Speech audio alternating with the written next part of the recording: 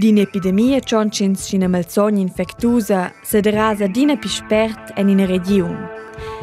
Ed d'ina pandemia tschonschins sch'il virus ei bumo pli en ina regiun, ma bain sch'la malsogna sederasa spert en pliras tiaras ni schizun continents.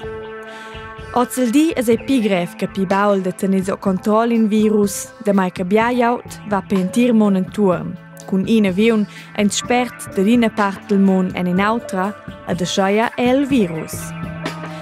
A Jon 2002 hai dau una pandemia per ved un virus che era semejons al virus actual, il virus de SARS. Durant 2 ans ein 8.000 personas infizadas con SARS, e radon indiajavel dels pazients ein morts.